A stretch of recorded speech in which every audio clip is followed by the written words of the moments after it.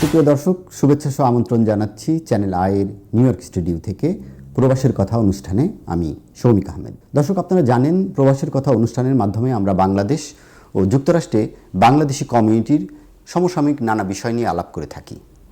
আমাদের আজকের আলোচনার বিষয় আর্টিফিশিয়াল ইন্টেলিজেন্সের চ্যালেঞ্জ এবং সেখানে কিভাবে বাংলাদেশের ছেলেমেয়েরা এগিয়ে থাকবে। এই বিষয়ে আলাপ করার জন্য আজকে আমাদের সঙ্গে স্টুডিওতে উপস্থিত রয়েছেন প্রযুক্তিবিদ মোহাম্মদ মাহাদুজ্জামান। জনাব মাহাদি, আপনাকে স্বাগত জানাচ্ছি চ্যানেল আইয়ের স্টুডিওতে। আপনাকেও ধন্যবাদ এবং চ্যানেল আইকে অসংখ্য ধন্যবাদ আমাকে এই সুযোগটি করে দেওয়ার জন্য। আপনার কাছে শুরুতেই আমি জানতে চাইবো যে একজন বাংলাদেশি হিসেবে আপনি 3 দশকের বেশি সময় ধরে আর্টিফিশিয়াল ইন্টেলিজেন্স, ক্লাউড কম্পিউটিং কিংবা প্রাতিষ্ঠানিক যে ট্রান্সফরমেশন যেটা এইসব নানান বিষয় নিয়ে আপনি কাজ করছেন। তো একটু বলবো যে আপনি কিভাবে এই প্রযুক্তি দুনিয়ায় প্রবেশ করলেন, আপনার ব্যাকগ্রাউন্ডটা কি ছিল?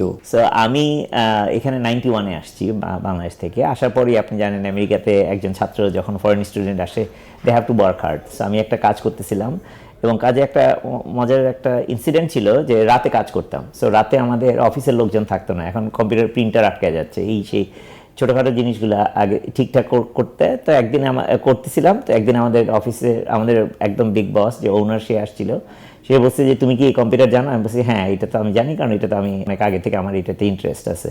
তখন সে বলছে যে তুমি এতে কাজ করো। সো মোটামুটি এইটাই ছিল আমার আসলে ইনসেপশন, যে আমাকে অফিস নিয়ে যাওয়া হলো, তারপরে বললো যে এইটা আছে, তারপরে আমি নিজে খুঁজে বের করলাম। এটা অনেক দিন আগের কথা, কীভাবে নেটওয়ার্ক ঠিক করা যায়, কীভাবে একটা নতুন সফটওয়্যার ইনস্টল করা যায় এবং কীভাবে সিকিউর করা যায় এবং কাস্টমারদের সাথে কমিউনিকেট করা যায়, এগুলা। বাট এখানে পড়াশোনা আমার ফর্মাল ব্যাকগ্রাউন্ডটা হলো, আমি এখানে সিটি ইউনিভার্সিটি অফ নিউ ইয়র্কের বারুক কলেজ থেকে অ্যাকাউন্টিংয়ে পড়াশোনা করা, অ্যাকাউন্টিং এবং কম্পিউটার ইনফরমেশন সিস্টেম। যদিও পড়াশোনা করতে আমার টেকনোলজির প্রতি একটা ন্যাক ছিল এবং আমার কাজ ছিল সবসময় প্রযুক্তি নিয়ে, টেকনোলজি নিয়ে, আইটি নিয়ে। তারপরে এইটা আমি দেখলাম যে আমাকে এটার একটা মূল মন্ত্র আছে, সে সবসময় 5 বছর পরে কি হবে সেটার জন্য তুমি প্রিপেয়ার হইতে থাকো। এটা হইতে থাকলে আপনার এই ক্যারিয়ারটা কিন্তু খুব স্মুথলি আপনার বড় হইতে থাকে। সো আমি যখন শুরু করলাম তখন দেখলাম যে নোবেল নেটওয়ার্ক মানে অনেক পুরনো একটা জিনিস ছিল, তারপরে উইন্ডোজ, তারপরে মাইক্রোসফট আসলো, তারপরে লিনাক্স আসলো, তারপরে সাইবার সিকিউরিটি, তারপরে এটা বলে ডেভঅপস, ক্লাউড, এই ধরনের বিভিন্ন ধরনের জিনিসগুলো আসা শুরু হলো আর কি। সো আমি যখন ট্রেন্ড দেখতাম যেটা, সেই ট্রেন্ডটাকে ধরে নিয়ে আমি নিজেরে বানাইতাম যে এখন আমি ওই ট্রেন্ডের দিকে যাব মোটামুটি। হ্যাঁ, সো প্রথমে আমি নেটওয়ার্কিং দিয়ে শুরু করছিলাম, তারপরে আমি গেলাম সাইবার সিকিউরিটিতে, তারপরে আমি গেলাম ক্লাউড অর ডেভঅপস বলে যেটাকে, ক্লাউডের দিকে গেলাম, তারপরে মেশিন লার্নিং, তারপরে আর্টিফিশিয়াল ইন্টেলিজেন্স। সো এইভাবে আপনি যদি ধরেন প্রতি বছরই আমি ধরেন 5 বছর পরে কী জিনিসটা হবে এটার দিকে একটু ফোকাস করে নিজেকে প্রিপেয়ার করা। কারণ টেকনোলজি কিন্তু সবাই যে কেউ জিরো থেকে শুরু করতে পারবে, আপনার টেকনোলজিস্ট হইতে হবে না, because your learning A skill not knowledge basically.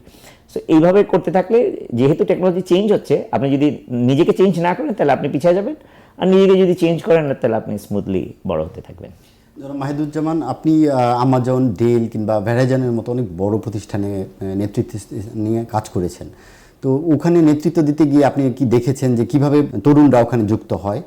আপনি একটু পরামর্শ দিবেন যে বাংলাদেশি ইউএস কমিউনিটির ছেলেমেয়েরা কিংবা বাংলাদেশ থেকে যারা শিক্ষার্থী হয়ে আসেন তারা কিভাবে এই ধরনের প্রতিষ্ঠানে যুক্ত হতে পারে? আগে আমরা অনেক সময় মনে করতাম যে এইসব বড় বড় কোম্পানিতে যেতে হলে আমার ওই যে কাজটা সেটা সম্পর্কে খুব ভালো মতো শিখতে হবে। আমার লেটেস্ট কাজ ছিল আমাজনে। হ্যাঁ, কিন্তু আমাজনে দেখলাম যে তুমি কাজ না জানলেও তোমাকে চাকরিতে হায়ার করতেছে। আরে তাহলে ব্যাপারটা কি? ব্যাপারটা হলো আমাজন বা টেকনোলজি সেন্ট্রিক কোম্পানি যেগুলা, টেকনোলজি মানে অ্যাডভান্স টেকনোলজি সেন্ট্রিক কোম্পানি যেগুলা, আমাজনের মতো কোম্পানি, তারা কিন্তু জানে যে তুমি এটা জানো না। এটা কিন্তু একদম সহজ একটা জিনিস। তাইলে তারা যেটা চিন্তা করে যে তোমার মন মানসিকতা আছে কিনা। So that means they do culture focus interview. আমাজনে এটাকে বলে লিডারশিপ প্রিন্সিপাল, যে এইখানে আমি যদি আমাজনে চাকরি করতে চাই তাহলে আমাজনের সাথে আমি খাপ খাবো কিনা। কয়েকটা ডাটা দিচ্ছি, আমাজনে 16 লক্ষ এমপ্লয়ি আছে, গ্লোবালি 16 লক্ষ এমপ্লয়ি। প্রত্যেকটা পার্সন জানে আমাজনের কালচার কী জিনিস, এভরি সিঙ্গেল পার্সন। এটি কিন্তু অনেক ছোট কোম্পানিতেই জানে না মানুষজন কালচার আবার কী জিনিস। হ্যাঁ, একদম লিডারশিপ প্রিন্সিপাল আছে 16টা লিডারশিপ প্রিন্সিপাল, প্রত্যেকটা লিডারশিপ কোনটাতে কী বুঝায়, ওনারশিপ, কাস্টমার অবসেশন, কোনটাতে কী বুঝায় এটা সবাই জানে। এটা যদি না জানে তাহলে আমাজনে তারা চাকরি করতে পারবে না, because it's not about the আমি আজকে কী করতেছি, ভবিষ্যতে কী হবে সেটার জন্য আমি কীভাবে নিজেকে প্রিপেয়ার করতেছি, এইটা একটা জিনিস। তার মানে আমি যদি একটা জব নিতে চাই এখন, জবটা হবে কালচার ফোকাস বা বিহেভিয়ারাল ইন্টারভিউ, তোমার ব্যবহারের ইন্টারভিউটা। আমার জন্য আমার যে সুবিধাটা ছিল, এই ইন্টারভিউ যারা নেয় তাদের ইন্টারভিউ নেওয়ার একটা সুবিধা ছিল। সুতরাং এখনকার ছেলেমেয়েরা যারা এই ধরনের কোম্পানিতে, আমাজন, এটার বলে ফ্যাং কোম্পানি বা MAANG company, Meta which is Facebook, Amazon, Apple, Netflix, Google, Tesla, এই ধরনের কোম্পানিগুলোতে যারা যেতে চায়, they have to focus on behavioural interview. এবং বিহেভিয়ারাল ইন্টারভিউ কোয়েশ্চেনগুলো খুব সহজ, মানে একটু সহজ মানে কি, ইজি টু আন্ডারস্ট্যান্ড, কিন্তু আনসারগুলো অনেক কঠিন, কিন্তু আনসারে আবার একদম স্ট্রাকচার ফরম্যাট দিয়ে দেয়। আপনাকে কিন্তু প্রশ্নও দিয়ে দিবে, উত্তরও দিয়ে দিবে। তো এখানে কিন্তু কোনো ওই যে লুকোচুরির কিছু নাই, যে একটা জটিল প্রশ্ন, ঢাকা থেকে চাঁদের দূরত্ব কতটুকু, এই ধরনের কোনো প্রশ্ন নাই। ক্রিয়েটিভ হতে হবে প্রশ্নটা ক্রিয়েটিভ হতে হবে অথবা জেনুইন হতে হবে। সবচেয়ে বড় জিনিস যে আপনি কি, সেটা আপনাকে প্রমাণ করতে হবে। ফর এক্সাম্পল, আপনাকে জিজ্ঞেস করবে, ধরো তোমার বসের সাথে মতের অমিল হইলো, তাহলে তুমি কি করবা? As simple as that. তখন বললে, হ্যাঁ বসের সাথে মতের অমিল হইতেই পারে, তাহলে আমি বসকে বোঝানোর চেষ্টা করব। This are not the right answer, মানে এগুলোর একটা স্ট্রাকচার আছে, যেমন বলে স্টার, হ্যাঁ, সিচুয়েশন, টাস্ক, অ্যাকশন, রেজাল্ট, এই প্রসেস। তার মানে ওরা বলে দেয় এই প্রশ্নটা তোমাকে করা হবে, এই ধরনের উত্তর তোমার দিতে হবে। আমাদের বাংলাদেশি কমিউনিটির ছেলেমেয়েরা যারা ইউএসএ আছেন, দেখা যায় যে এই ধরনের প্রতিষ্ঠানগুলোতে তারা ধাপে ধাপে যে পরীক্ষার সিস্টেমগুলো থাকে, এক পর্যায়ে তারা হতাশ হয়ে যায়।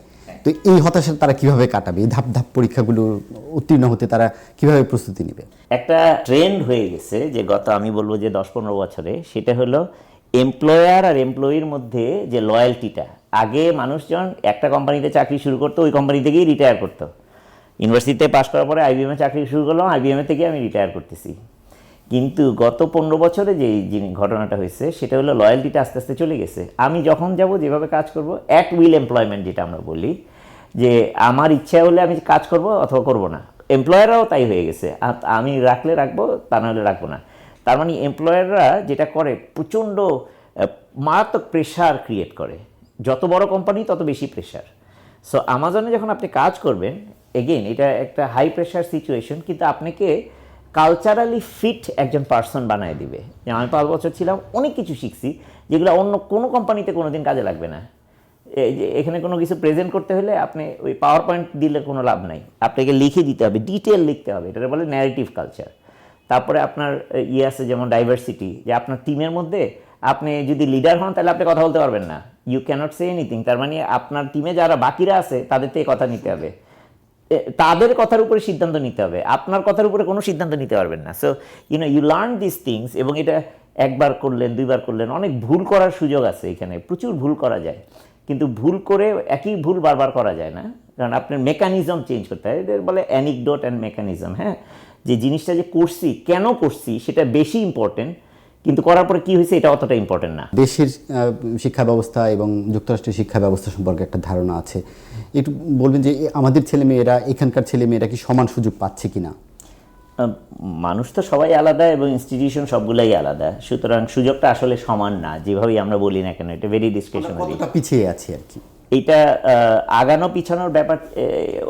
এর চেয়ে বেশি জিনিসটা হলো যে আমাদের যে ছেলেমেয়েরা, টার্গেট অডিয়েন্স যারা, যে ধরেন ড্যাফোডিল ইউনিভার্সিটিতে যে স্টুডেন্টরা আসে, তারা কি অ্যাবজর্ব করতে পারতেছি কিনা।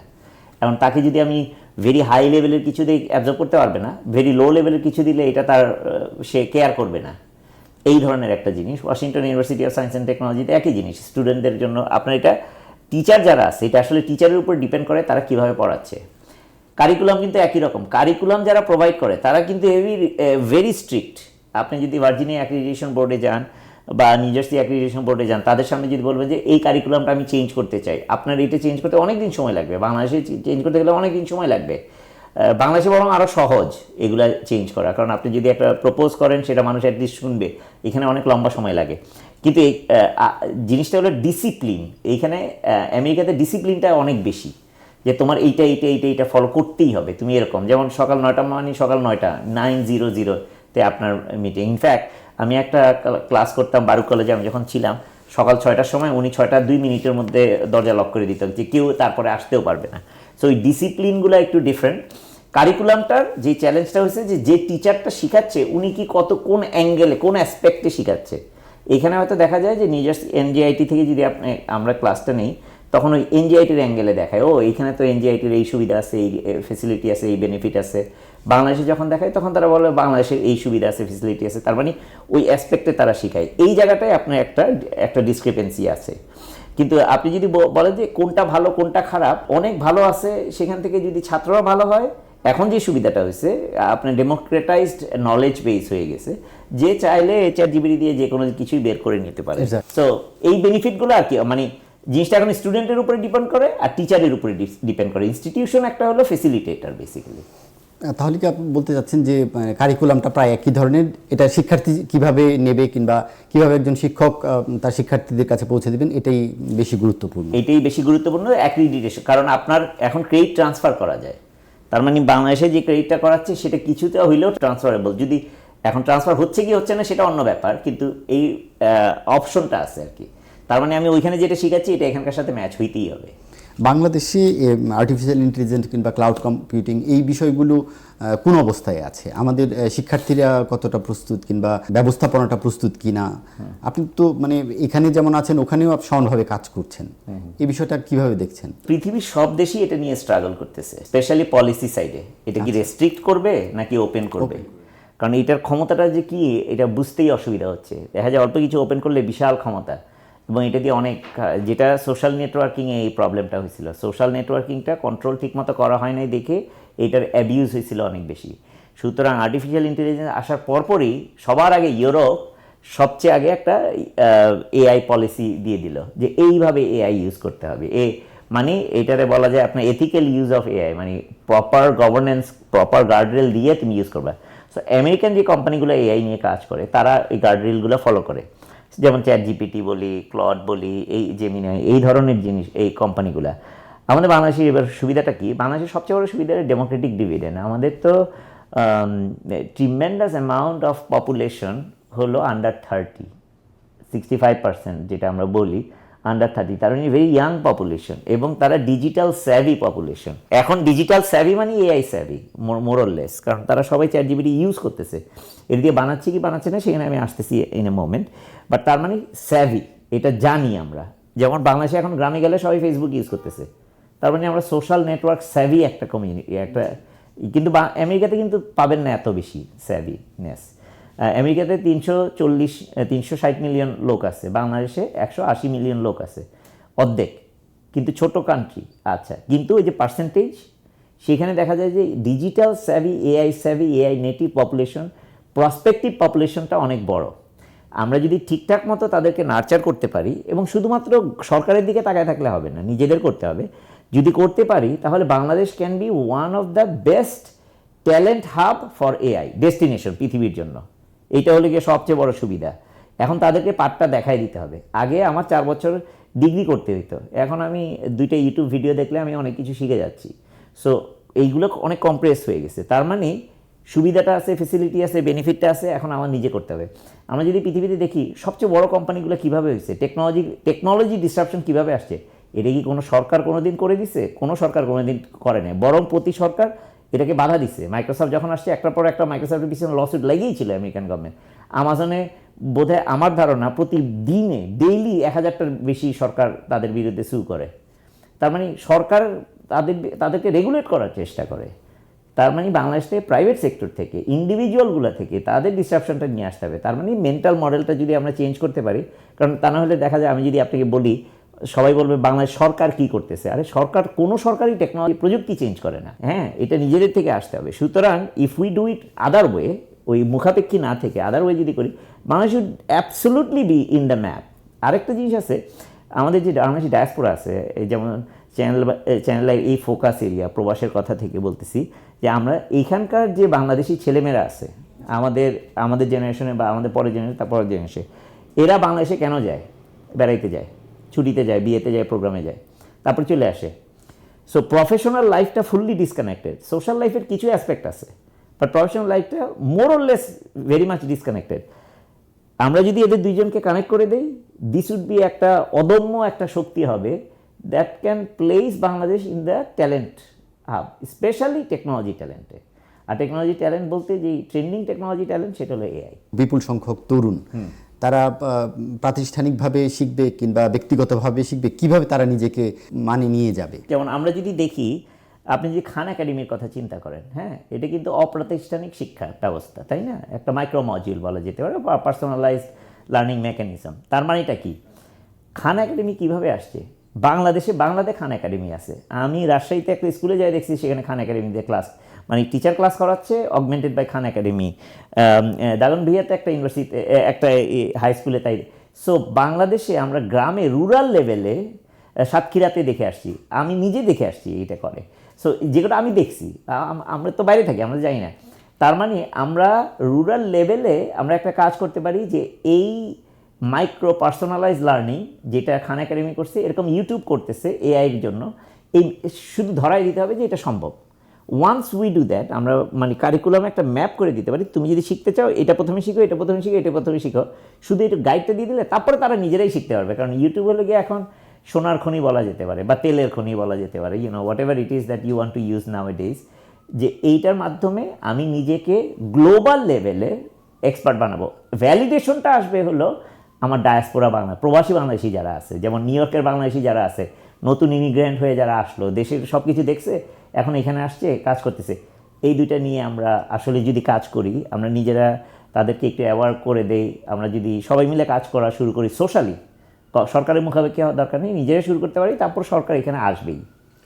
ইনফিনিটি এআই বিল্ড ফেস্ট নামে আপনিও একটা এই ধরনের একটা কাজের সঙ্গে যুক্ত, তরুণদের এগিয়ে নেওয়ার সঙ্গে।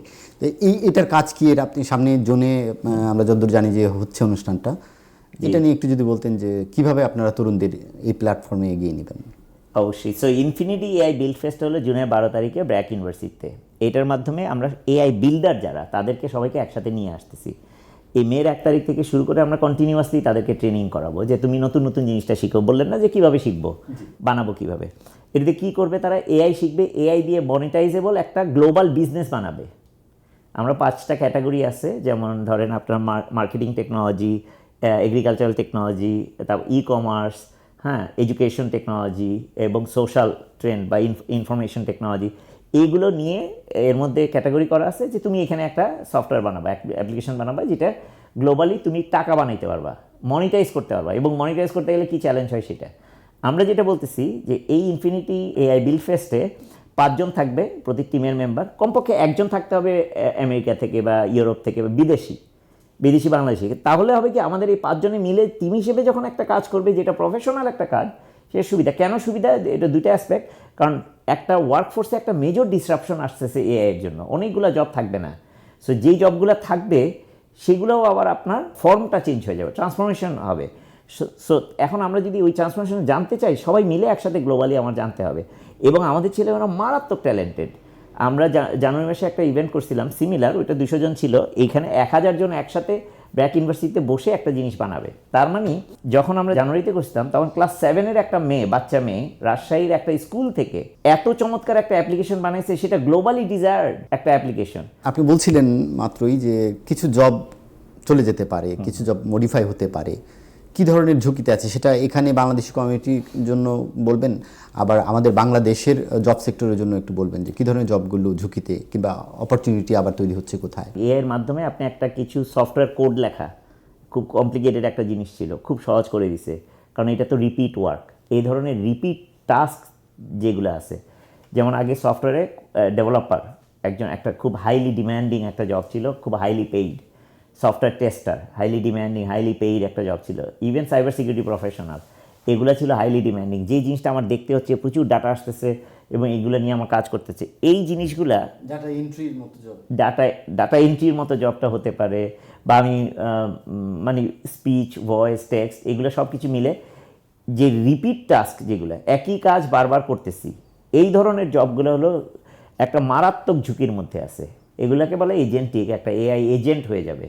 কারণ এটা তো আসলেই সে একটা এজেন্ট। হ্যাঁ, এই আমি সকালে আসলাম, দেখলাম, তারপর 5 জনকে কল করলাম, কল করার পরে তাদের কনফার্ম করলাম, যদি আসে তাহলে আসবে, তা না হলে যদি না আসে তাহলে একটা রিস্কেডিউল করলাম।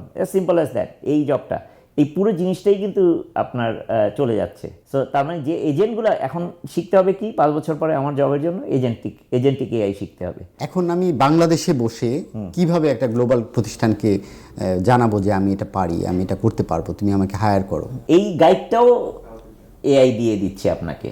আচ্ছা, এখন আপনাকে সহজ একটা জিনিস বলি, আমেরিকাতে একটা জিনিস হলো খুব হাই ডিমান্ড। কিভাবে জানবো আমি? আমেরিকাতে না থাকলে আমার পক্ষে জানা সম্ভব না। এবং আমেরিকাতে আমি একটা পার্টিকুলার এক্সাম্পল দিই, সেটা হলো প্রোবেট। আমি নিজে নামই শুনি না প্রোবেট কী জিনিস। এআইকে জিজ্ঞেস করলাম সবচেয়ে হাই ডিমান্ডের কী কী আছে, এরকম 20টা লিস্ট দাও যেগুলো মানুষজন জানে না। বললো প্রোবেট। প্রোবেটটা কী জিনিস? মানুষ যখন মারা যায় থাকে বা তার ছেলে মেয়ে যারা থাকে, এই যে তার সম্পত্তি বিতরণ করা, এটা একটা ম্যান্ডেটরি আইটেম। যে মারা গেল সেটা প্রোবেট না থাকলে এটা ডিস্ট্রিবিউট করবে কিভাবে, তাই না? সো এইটা হলো আমেরিকার একটা আইন। এখন বেশিরভাগ মানুষ প্রোবেটের লয়ার 1/3 নিয়ে গেল আপনার কাছ থেকে টাকা, তাহলে তো আপনার টাকাই নাই, নিল কেমনে? এই অ্যাপ্লিকেশনটা বানানোর জন্য যদি শুধু এটা সেলফ সার্ভিস করি, এখানে আপনার $100 million opportunity, as simple as that. এবং তার মানে আমার লোকালাইজড এজেন্টিক সলিউশন বানাইতে হবে যেটা এক্সট্রিমলি পার্সোনালাইজ, শুধু ওই লোকালিটির জন্য কাজ করে। গ্লোবালি লোকালাইজড এই ট্রেন্ডগুলো বাইর করে সেগুলো আমার আসলে কাজ করতে হবে। কারণ তখন তা না হলে আপনার মার্কেট করতে হবে, আপনার ফেসবুকে অ্যাড দিয়ে প্রচার করতে হবে যে আমি এটা করি। আর প্রোবেট যদি করি, ওই মানুষজন আপনাকে খুঁজে বের করে প্রোবেটটা করে কে। So this is other way round. এইভাবে আর কি চিন্তাটা করতে হবে। শেষ প্রশ্ন আপনার কাছে করব যে টেকনোলজির ট্যালেন্ট হাবে যদি আমরা আমাদের তরুণদের গড়ে তুলতে চাই, আমাদের মানে করণীয়টা কি? এইটা আসতে হবে নিজের থেকে। মানে যে আমরা এই জেনারেশন, জেন জি, জেন আলফা যদি বলে থাকি, এই জেনারেশন থেকেই আসতে হবে, ইনিশিয়েটিভটা নিতে হবে যে কি করতে হবে। তার মানে আমাদের নতুন টেকনোলজিগুলো শিখতে হবে, ডিসরাপশনটা করতে হবে, প্রবাসীদের সাথে, প্রবাসী বাংলাদেশিদের সাথে একটা ব্রিজ বানাতে হবে, এবং ব্রিজ বানিয়ে এই জিনিসগুলো আমাদের শোকেস করতে হবে, রোড শো। আমাদের যতগুলো এম্বাসি আছে, কনসুলেট আছে, সবসময় এটা কন্টিনিউয়াসলি আমরা দেখাবো, যাতে আমরা বাংলাদেশি যারা দেশের বাইরে আছি তারাই যাতে এই জিনিসটাকে আমরা প্রচার করতে পারি। এটা আমার মনে হয় এটা একটা একদম ম্যান্ডেটরি একটা আমাদের অব্লিগেশন টু সাম এক্সটেন্ট। তার মানে মানুষজন জানা থাকলো, এবং আমাদের বাংলাদেশিরা, প্রবাসী বাংলাদেশিরা অনেক বড় বড় পজিশনে আছি, আমরা অনেক বড় বড় কোম্পানিতে অনেক বড় জায়গায় আছি, এবং তারা এই নিজেদের অর্গানাইজেশনে এদেরকে ইন্ট্রোডিউস করে নিয়ে আসা। একটা দুইটা আসলেই কিন্তু আপনার পুরোটা মানে এটা একটা অনেকটা বাঁধ ভাঙা জোয়ারের মতন চলে আসবে। হ্যাঁ, আরেকটা জিনিস হলো যে আমরা যে কাজটা করতেছি বাংলাদেশে বসে, যে ট্যালেন্টের পুলের কথা বলতেছি, গ্লোবাল অ্যাসপেক্টে দেখতে হবে যে আমি বাংলাদেশে এটা বেস্ট না, সেটা না, এর চেয়ে ভালো। যেমন আমি ভেরি কুইক একটা এক্সাম্পল দিব, নাসা স্পেসের চ্যালেঞ্জে আমরা যখন জয়েন করছি জানতামই না কেমনি কী করতে হয়, আমাদের ছেলেমেয়েরা জানতাম, আমরাও জানতাম না। তারপরে 15 বছরে কিন্তু আমরা 4 বার গ্লোবাল চ্যাম্পিয়ন। এখন নাসার সবাই বাংলাদেশ ছাড়া আর কিছু বুঝেই না, কারণ আমরা একদম ট্রেন্ডি চ্যাম্পিয়ন। যদি বাংলাদেশ থেকে আসে চ্যাম্পিয়ন হওয়ার সম্ভাবনা আছে। এটা ধন্যবাদ। কথা বলছিলাম প্রযুক্তিবিদ মাহাদুজ্জামানের সঙ্গে। প্রত্যেকটা জেনারেশনেই প্রযুক্তি জামানা যখন থেকে শুরু হয়েছে সবসময়ই চ্যালেঞ্জ ছিল, এবং সেই সব চ্যালেঞ্জগুলো বাংলাদেশের তারুণ্য তা মোকাবেলা করেই এগিয়ে যাচ্ছে। আমরা আশা করব ভবিষ্যতেও সামনে যে চ্যালেঞ্জগুলো আছে সেগুলো তারা মোকাবেলা করে এগিয়ে যাবে। প্রবাসীর কথার সামনের আয়োজন দেখার আমন্ত্রণ জানিয়ে শেষ করছি আজকের মতো। ভালো থাকবেন সবাই।